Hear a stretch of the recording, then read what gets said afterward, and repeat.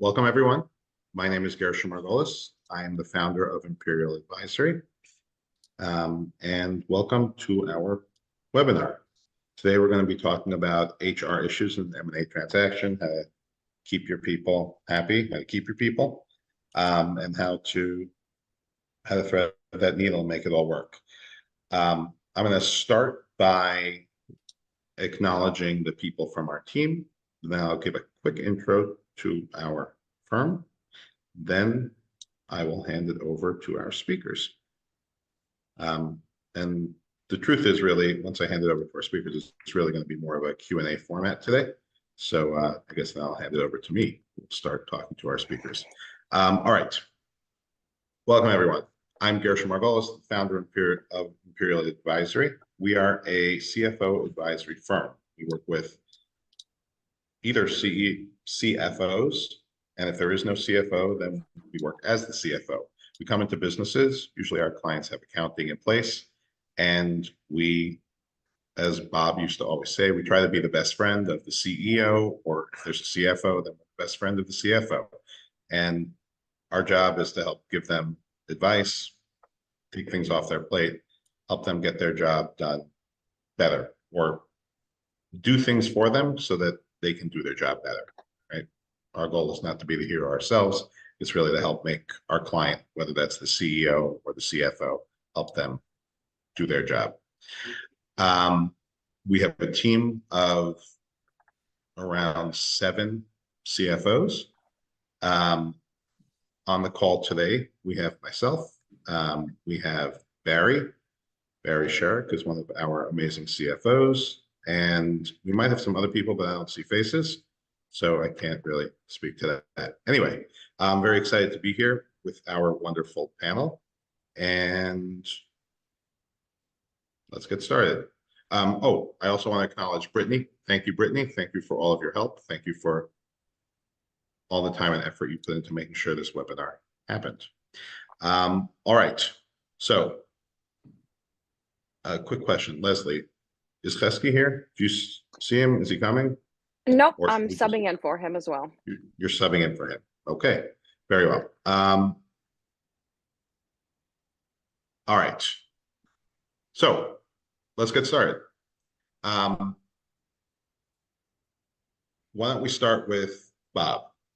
Bob, would you introduce yourself? Tell us how you got into M&A. Sure. My name is Bob Doyle. Currently, I'm the owner of the Alternative Board in Nassau, and I do private business coaching as well. But my prior life, most of my professional career, I spent at a company called CoinMac, which was later changed to CSC ServiceWorks.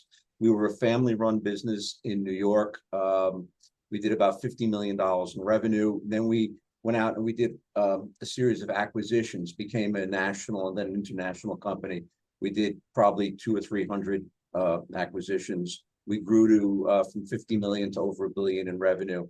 And as a result of that, especially working with, we acquired mostly family-run companies where the people were just as important as the businesses we were purchasing. So that's the background and experience that brings me here today. All right. Thank you, Bob. And Bob, I'll give you a shout out. Bob used to be a partner here at Imperial. And now he's a retired partner, but still a very good friend. And it's always a pleasure to have you here. And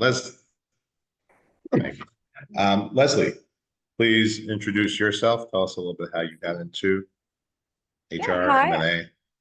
I'm Leslie Talaue. Like most HR professionals, I kind of fell into HR and never looked back. I've been in the HR industry for a little over 10 years, kind of got a hand in every dish in the HR buffet. My main motivation is I like helping people. So I'm here to help more people. Awesome. So let's get started. Okay, so for starters, we're assuming that the premise for this conversation is that financial due diligence has happened. Right, we took a look at the company. We kind of know that that this deal makes sense to do in sort of a broader general term. But part of the due diligence in general, if the financials make sense, part of that is making sure that that the people side of the business makes sense. On one level, you could have a situation where the business looks beautiful, but all the people are going to quit on the day of the acquisition. That's obviously an extreme case, but that's going to be a situation where the whole thing really won't work. So today we're going to talk about lots of different issues relating to the transfer of people, and you can have certainly all sorts of issues besides the one I just brought up. So why don't we jump into our first topic? First topic is labor issues and compliance. So this question is initially addressed to Bob, and then afterwards, I think Leslie might have something to say. How do we address work-life balance challenges that arise during the integration phase of an acquisition or merger? Well, there's an awful lot in that one question, right? So work-life balance for the acquiring company is I'll start there. So the acquiring company typically has they're going to have a deal team that's working on this. Often the acquiring, in our case, we had a deal team. So from our perspective, work-life balance wasn't such an issue because that was their major job. However, there are companies who are not in the acquisition business. And when you do an acquisition, you have to realize that you're taking people out of their day jobs, so to speak, to work on this opportunity for you. And you've got to be sensitive to the fact that it's going to impact their daily lives. It's going to impact their family. And what we used to do when a special project came up, whether it was an acquisition or something, was if we did need to pull in extra people, we would go to their next level people and say, look, we need you to step up. We need you to handle these roles for the next 3 months, 6 months, 9 months, whatever it's going to take, while the deal team works on the deal team. From the acquired company perspective, it's a whole different thing. They're going through a diligence process. So we're professional acquirers, if you will. But the company we're acquiring, they've only been acquired this one time. They've never been through this before. Everything they're doing is for the first time. And often the owner of the company or the senior management team takes it on themselves because they don't want anybody else to know they're working on. And they're going to end up working. I had a guy one time who was 45 years in the business, selling his business, and he canceled his month-long vacation to Europe because he was selling the company. And he got his wife's sister to go with his wife, and he stayed back home. But that caused a lot of family strife. So you've got to recognize that the people you're negotiating with are under a tremendous amount of pressure, that they're not used to doing things they've never done before. They're out of their comfort zone. And as the acquirer, I think it's in your best interest to help those people through those times. How do you help them through? Like being understanding? Understanding, providing guidance. Look, if you've purchased 30, 40 companies, you understand the diligence process. You can listen. We didn't buy any. We never did any hostile acquisitions. Any person that we purchased was someone that we knew. We called them friends, and we were very helpful to them. And providing guidance. And a lot of times, it's just a question of who's going to do the legal work, who's going to write the purchase agreement, who's going to do this. If you've done it over and over again, it's just sometimes easier just to take on a lot of that responsibility and guide them through the process. Also, and it was always important to me, was the people you're working with are often coming with you in the acquisition. You're creating a first impression to them. They're learning what it's like to work with you. If you don't give them a good acquisition experience, what's it going to be like after you close the deal and you want them to work for you, right? So you're really demonstrating your people skills and the way you handle people and the way you handle relationships. So there's a intangible to doing that right and to keeping it from becoming adversarial. One more question, then we'll jump to Leslie. You're a really nice guy. Everybody here who knows you knows that. But and you're honest and ethical. But if somebody was selling their business and the seller and the buyer says, "Don't worry, I'll take care of all this. I'll write the documents." Like, wouldn't the seller be nervous that the buyer is going to write everything up in their favor if they're taking all that out? No, in favor of the buyer? No, the seller is always going to have their own counsel. They're going to have their own attorney group. I'm just suggesting I'm just suggesting if you've got documents in the hopper already, you can get this thing moving quicker. Every deal is different. Every deal has its own special nuances.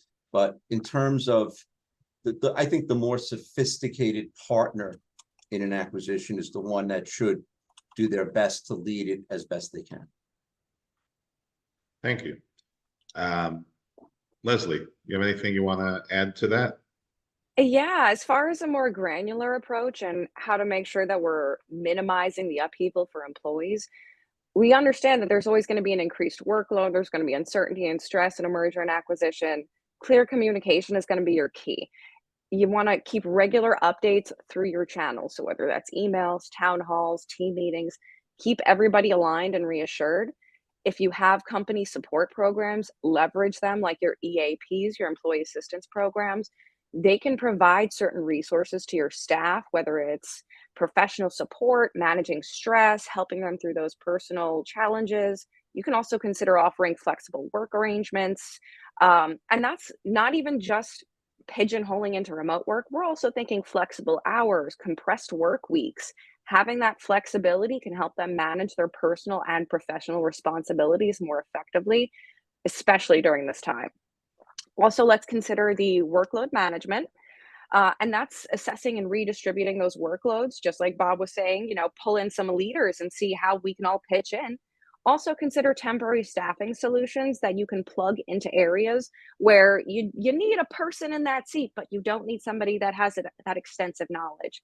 You also want to consider that cultural integration of making sure that you have a positive workplace culture that can significantly impact that employee well-being.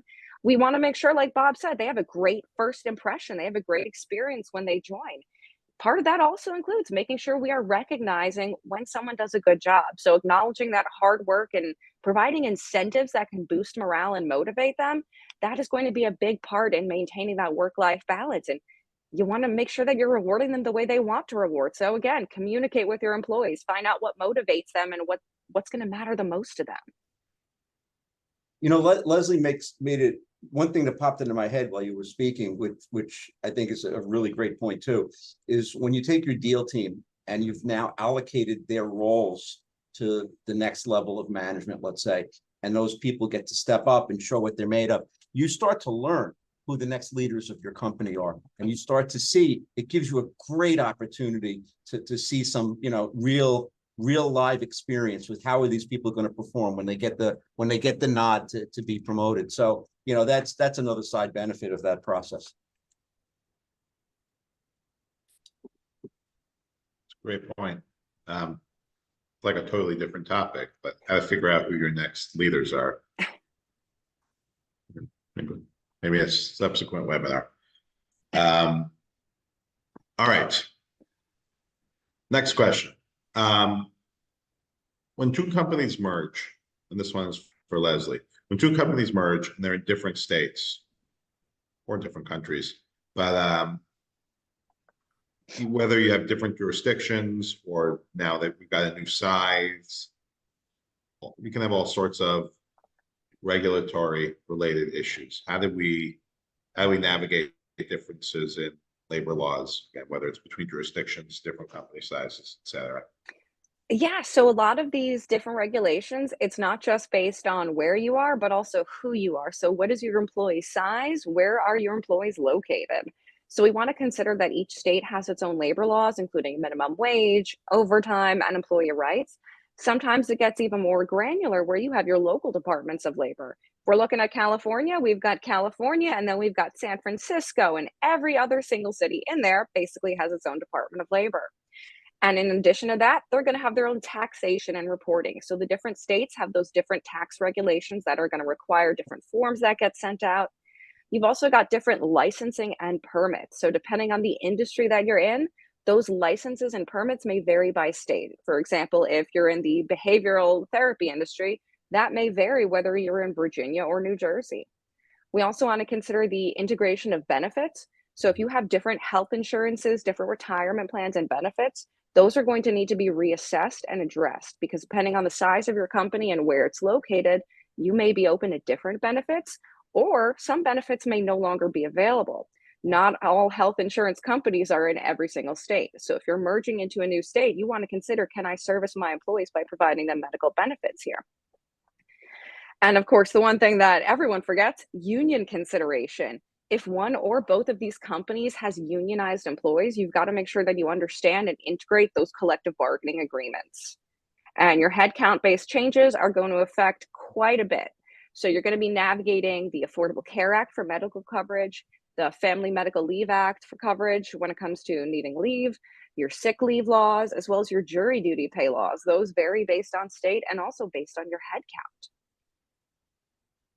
It's interesting, Gershon, too. Even beyond the legal side of it, and those are tremendous considerations and can be really costly sometimes when you identify those. But let's assume you're two companies in the same state with the same laws, everything else. Just merging the two handbooks can be a major challenge. You know, if you have an acquisition where we give 2 weeks vacation and you give 4 weeks vacation, what are you going to do when you merge those two people and they're working, those two staffs, and they're working side by side? What if you know, we have a 5% match on a 401k and you have 2% match? It's all these things. You know, you've got to go through, you've got to handle the legal compliance side, but then you got to look at the human side too. And when you merge those two handbooks, that can be a real, it takes some skill to get that done where you make people feel comfortable. What do you do if you're buying a company that has more liberal benefits than you have? It depends. I mean, sometimes it becomes a negotiation with yourself. I think, you know, it's what are you comfortable with? You know, if you've been maxing out on vacation at 2 weeks and somebody else is maxing out at 4, you may say to yourself, you know, we may be behind the times. Maybe it's time to give 4 weeks. It may be an opportunity for you. You know, it makes the acquisition more palatable when you give a little extra benefits. More often than not, we found ourselves giving more than taking away. Right. No, but I'm saying what happens when it's easy to give more. Everyone's happy when you give more. And if you swap, you know, and you present it right, maybe that works. But what happens if you're just buying a company and everything there is just, they're like, you know, sometimes you have this, and maybe not in the industry you were in, but you have small growing companies that sometimes don't care about profit. They're very liberal on all sorts of perks. And then you acquire them. And Leslie, feel free to jump in here. I'm just curious, like, is there an approach for, if you're going in somewhere, you're the big one, you're the acquirer, you're not overturning your whole company, but what do you do about the fact that all these people were expecting something which Sometimes doesn't exist? sometimes you have to meet with the high performers and explain to them, you know, you have to sell the opportunity, right? You're losing this, but you're getting that. It's you know, if your market just tripled or quadrupled because of this acquisition and you're in sales, you're going to have an opportunity to make a lot more money. That you've really got to balance the two. And sometimes you've got to, you know, you've got to make some accommodations on a one-off basis going forward to get through the period. Mm-hmm. What you can also do is utilize engagement surveys to figure out where your staff are leaning and trending towards what they actually want. If you have your staff that's more focused on higher salaries versus higher PTO, then you know where to focus your money and where you can actually take things away versus where you have to give. If you have a staff that you've got a large family basis, you've got staff fully utilizing your family medical insurance, now you know what's important to them. Communication is always going to be key. So if you don't have those figures in advance that you can run a report from, send an engagement survey. Ask your staff, poll your people, and find out what matters most to them and were they willing to give a little bit. Got it. Now, something that doesn't relate to an acquisition, but that we have going on at a client right now. We have a client that wants to change who they target as potential employees and how they want to, basically they're looking to hire, instead of hiring junior people and training them, they're looking at hiring senior people. But in order to hire senior people, they have to look at what those senior people want. And while their current, my mind was jogged by what you mentioned, Leslie, their current demographic doesn't care about insurance. No one takes insurance for two reasons. One, it's a terrible plan. And two, they mostly have people who are at the age where they're going to be covered by their parents' insurance. But as they look to evolve their company and become the company that they want to be, part of that is going to be whether it's retaining people longer or bringing on and attracting good people. And then they're going to have to basically, they won't be able to look at what's going on today, but kind of think about where, who they want to be in the future. Not Something to related to consider M&A. is look at Forbes' top 50 best places to work. What do they offer that you don't offer? If they've been in business for so long and they've been so successful that they've made it to that list, they're doing something right. What can we emulate from what they're doing and bring it into what we're doing? Got it. Okay, I feel like this last conversation, we covered a bunch of different questions, so we may have some that we can skip. But anything we want to add in terms of compliance and new headcount? What about terminations or adding them? Yes. We want to make sure that before we do any terminations, we've got our documentation in order. So whether that's our termination notices, whether that's our WARN Act, and we have to make sure that we provide that notice period. So depending on what state you're in, you may have additional regulations, even more than just that federal WARN Act, but you have to provide a certain notice period to staff. And consider, if you are separating from employees, are we offering any severance? If you were offering severance, of course, you have to consider that age factor, because now you have to have that waiting period before you can pay out. Got it. Well, thank you.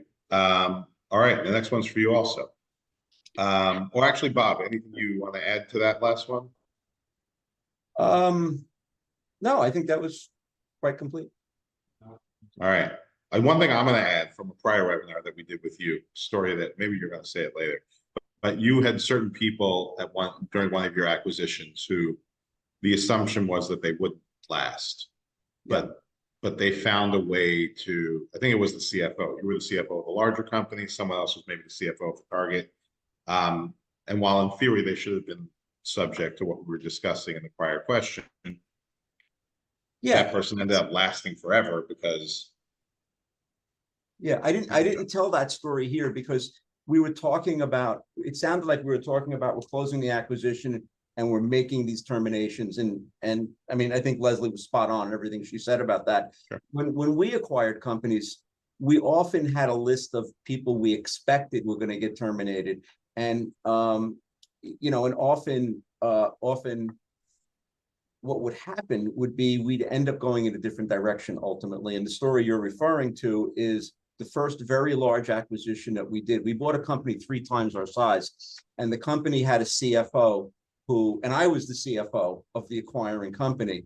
And he was, older than I was. He was much more experienced. He knew how to run a bigger company. And he came into me and he sat down and he said, look, he goes, I'm not stupid. I know what's going on, that ultimately my name is at the top of the list of people to be terminated. We don't need 2 CFOs. He said, I can see the handwriting on the wall. You're clearly going to be the guy that's going to continue. But I want you to know I'm going to work really hard to make this successful because I'm a professional and that's what I do. And, there was, because it was such a large acquisition, there was a 9-month to 12-month integration period where he worked very hard. And when it came to the end of his tenure and we were ready to terminate him, I went to the CEO and I said, look, this individual, we're going to do acquisitions. We're going to do more acquisitions. Every time we buy a company, we need somebody to go sit at the acquired company because we were buying across the country. It wasn't local companies. So we needed somebody to fly out and sit there and watch the acquisition and interact with the people. And, again, going back to that first impression, you buy the company, someone from the new company shows up and represents you and gives the acquired company that experience. I said, this person is perfect for that job, even though he's at number 1 on our list of terminations. I convinced the CEO that I was right. We kept him on board, and 25 years later, he retired from us. And he went and he sat at every acquisition, and he was the guy, he would tell his story. Let me tell you my story, and we would find, somebody, let's say you buy a company, you have two purchasing agents now. You only need one purchasing agent. Well, if one of those people makes themselves indispensable, they may end up running the parts department. Or we found people that worked hard, that didn't accept the fact that they were about to be terminated, would often end up in other positions, lateral changes, and things like that. So a lot of it has to do with the attitude of the person that's on that list to be terminated. They can secure their job permanently if they approach it from a I'm indispensable perspective. And we found a lot of that. Thank you. Good stories. All right. Leslie, anything you want to add to that before we go on? No, I think Bob captured everything great. Leslie, one other thing which we didn't talk about, often when we did acquisitions, nobody knew they were happening until the day they were announced. And you would have to stand up in front of this team of 30, 40, 50, 100 people, 200 people that had worked together for all these years and explain to them, what's going to happen. And the commitment that we would make was that we're not going to make any final decisions until we've met you all. This is not a situation where we're here, we're taking over, our people win, your people lose. We're all the same people now. We're going to make sure and talk to you and find out we don't want to lose any really good people. And the second thing we would do is, once we identified positions that just were going to go away no matter what, for example, accounts receivable person in a remote office is going to be replaced at corporate, we would offer those people severance agreements. We would say, I would guarantee them sometimes as much as 90 days notice. Like, hey, we're going to give you 3 months of severance, and I'll always give you 90 days notice, right? So they always knew they had 180 days of pay coming. So they stayed and helped us through the transition. And again, often another position ended up working for us.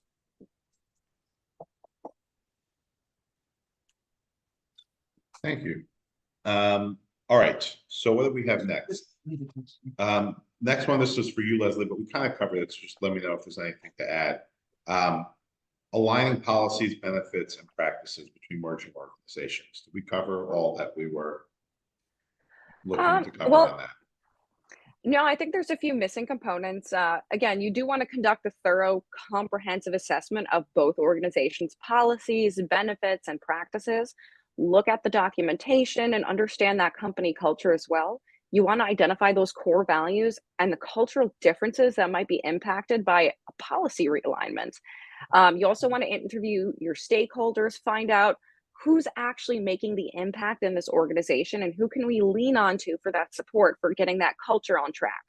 Establish your guiding principles based on that assessment. So working with leadership to establish those guiding principles for that harmonization of processes. We want to make sure that all the changes are going to be proportionate, that they're not disproportionately disadvantaging any group of employees. So fairness and equity, of course. Compliance regarding adhering to all those legal and regulatory practice requirements in all of those jurisdictions. And that especially comes into play when we're thinking of benefits, when we're thinking of sick leave laws. And then, of course, best practices. That's how you're going to attract your candidates. Having those industry best practices where applicable will overall enhance not just your HR framework, but the marketability of the company. Once you've got that established, you can work on developing a harmonization plan with those guiding principles in place. So you want to come up with that realistic timeline for implementing them, and a communication strategy is going to be key in managing this change. We want to make sure that employees are as least resistant as possible and that they can foster the acceptance. And that comes from the top down of making sure that your leadership is communicating everything clearly and in a timely manner. Yeah, the communication program is, you can't over communicate. You just can't in a situation like this. Think about it. I just had this conversation the other day with somebody. You're the leader of a company, or you're in the senior management team. You know what's happening. You know what's coming down the pike. You know what the plans are. In 3 days, 30 days, we're doing this. In 60 days, 90 days, in 5 years, this is where we're going as a company. Most of your people are getting in their cars, coming to work and going to work, or they're working remotely. They don't know what's on your mind. All they know is something's changed. And when something changes, you don't want that, amygdala popping in and having those people jump because I'm scared, I'm jumping. So you have to over communicate at that point.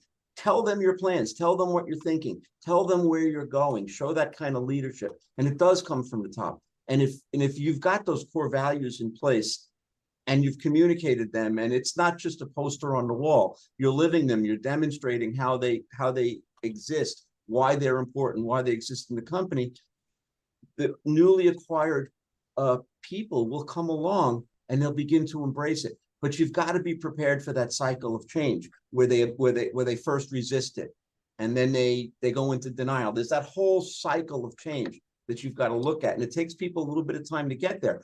But the constant communication, the constant, when they get to see the leader of the company, the CEO or the CFO or the senior management team living the core values. I was going to say living the brand, but I hate that expression. You see them living the core values, then they start to get comfortable, and then they start to want you to be successful. They want to be a part of your success as well. But it's the communication and the leadership is just critical. Visibility too. You can't hide.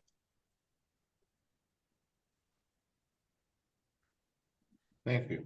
Well, that's good. Then the next question is how to ensure employee buy-in. I think that's probably a continuation of the same idea.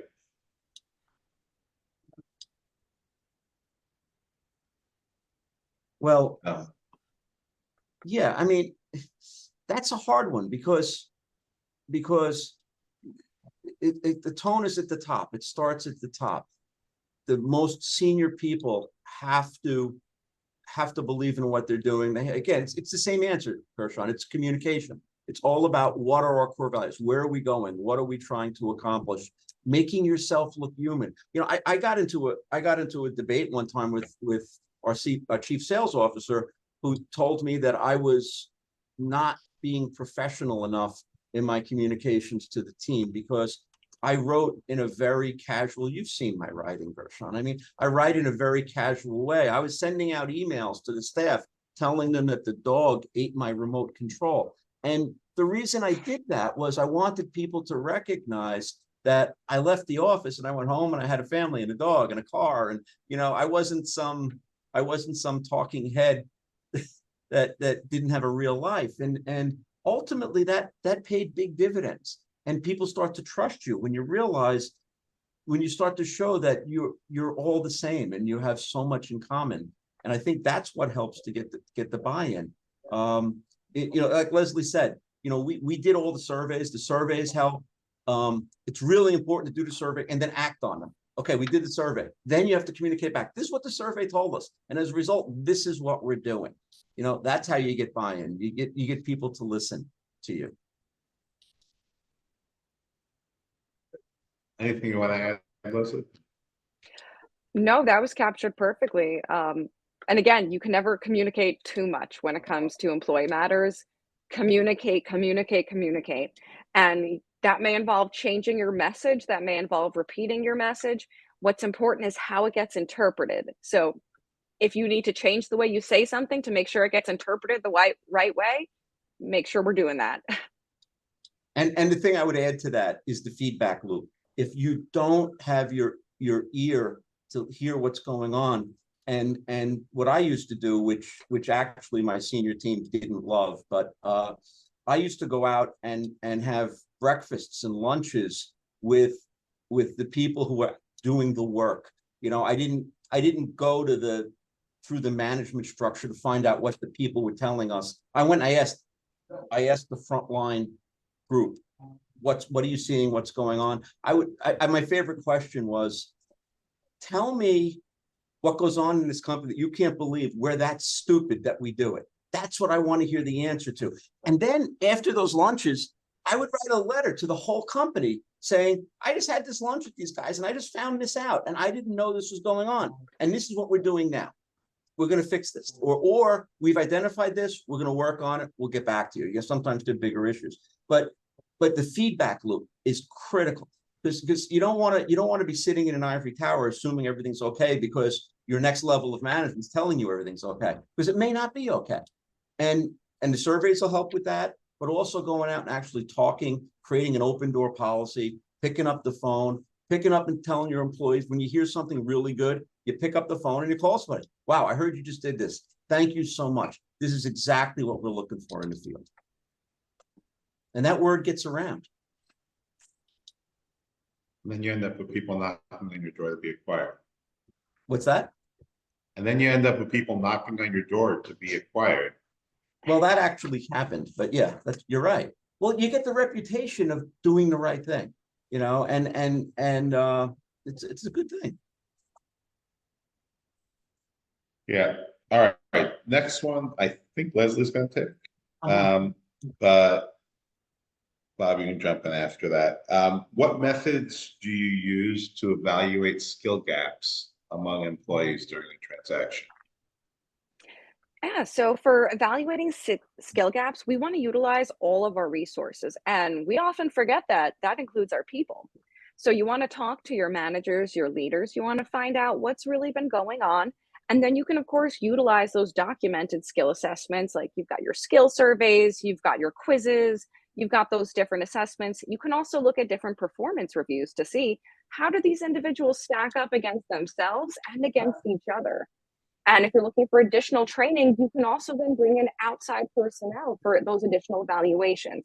You also want to pay attention to your leadership and see if maybe a 360 assessment is going to be helpful there to make sure that as you're bringing on these new individuals, they do get that great first impression and they do get that great culture that they're expecting when they come to you.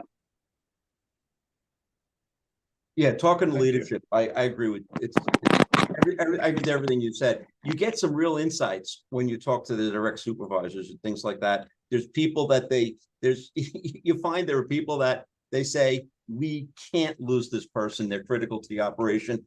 And then you get other people, it's like, you know, I've been trying to figure out how to do this termination for years. You know, maybe this is a good opportunity and we'll cut this particular person. Because that's another thing, you know, when you do an acquisition, people expect headcount cuts. So it's a real opportunity to cleanse your organization of people that you've, you know, maybe been hanging on to that you shouldn't have. Thank you. All right, let's see, next one. What type of training programs do you find most effective for helping employees adapt to new systems and processes? We'll start with Leslie. Yeah, I'll take that one. First, you want to make sure that you have a comprehensive onboarding program to help employees feel welcomed and reduce that initial confusion and anxiety when they're joining. Want to consider role-specific training to increase their competency and confidence in handling those new responsibilities and tools. Providing technology training to reduce some of that downtime and enhance productivity as your old and your new employees are quickly going to become proficient with those new tools. You also want to consider a change management workshop. We all know that the only constant here is change. So we want to make sure that we are incorporating that and having workshops that focus on the emotional and psychological aspects of change to help them cope with that transition. We want to foster a positive attitude towards change, which will inevitably reduce that resistance. You can also consider a mentorship or a buddy program to help individuals not just become comfortable with their jobs, but with the company culture and their new coworkers. We want to provide that support network to facilitate knowledge transfer and accelerate that learning curve. And of course, continuous learning opportunities. Ensure that they stay up to date on those best practices and can continuously improve their skills. So keeping employees up to date on what is going on with the company and with the industry is going to be imperative to keeping them up to date. So other than the quick phone call we had before this webinar, Leslie and I have not worked together, but I couldn't say anything more about this topic. What you said is exactly what I would have wanted to hear on this as well. I would just add to that everything she just said. Apply that to your new hires, because when your new hire walks in the door, that person is nervous. That person is scared. If you don't have a great onboarding process, if you don't have day 1, day 5, day 10 planned out, give them a mentor, give them somebody they can pick up the phone and call and ask stupid questions of, if they don't want to ask their boss stupid questions. Ongoing, everything you said is, I think it's just as important to do in your existing staff. You know, your new people walk in the door. I was in a situation one time, I was down at a very large building, and I was early, and I came in and I was sitting in the lobby. Receptionist comes in, receptionist sits down, and somebody walks in the door and says, "I'm here for the training program. This is my first day." And the receptionist turns around and says, "Oh, the training room is down. Go down about 50 feet, make a right, go down till you see the sign, make another right, and then make a left. And that's where the training room is." And the person walked off. And I said, "Is that how you greet new employees?"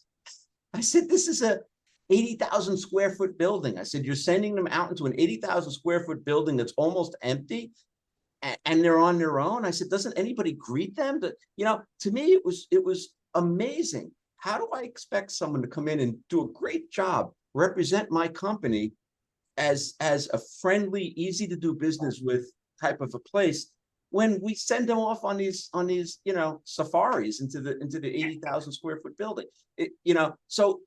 A lot of times it's just common sense. And again, you got to be present. The only reason I knew that happened is because I was there and I saw it, and we changed it. But 100%. First day, first week, it's first impression, so important. Ongoing training, change management, all that stuff. Totally agree.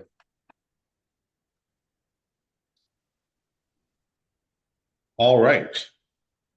I think we've reached the end of our questions. Does anyone in the audience have any questions? We had at least one question texted in, though that person is no longer here. Guess we can start with that for the benefit of, I assume, to listen to the recording. How do we assure that corporate cultures will match? They won't. I was going to say the same thing. You can never assure that two things are going to be exactly the same. We've got a very, I hate to always use this phrase, but the VUCA world is going on. We're never going to have two snowflakes of two companies that are going to be perfectly aligned.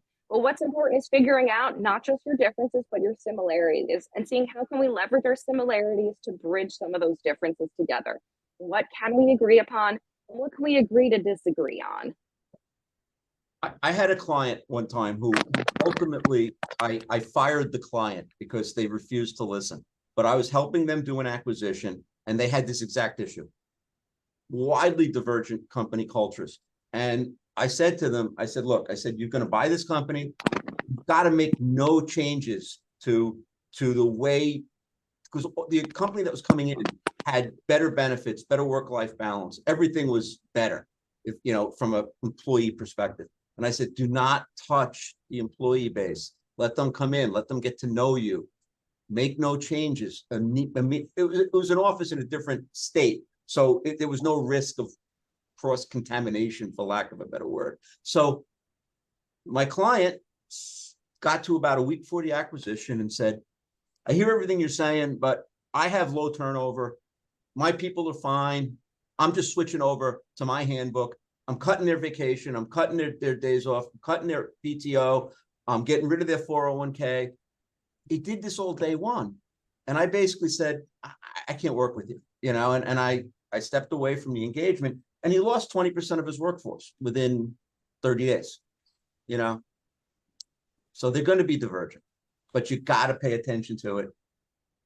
And you've got to somehow meld the cultures and be very gentle, because change is scary.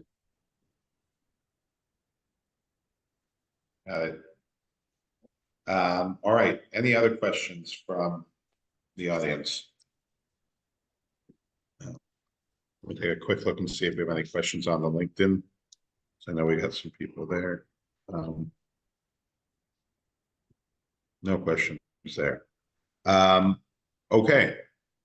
Very well. So thank you, Leslie. Thank you, Bob. You both did a great job, and together you did an amazing job.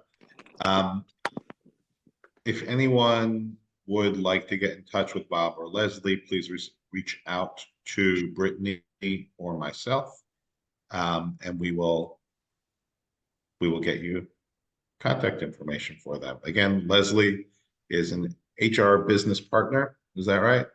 At Topaz Has HR advisory, shameless plug included.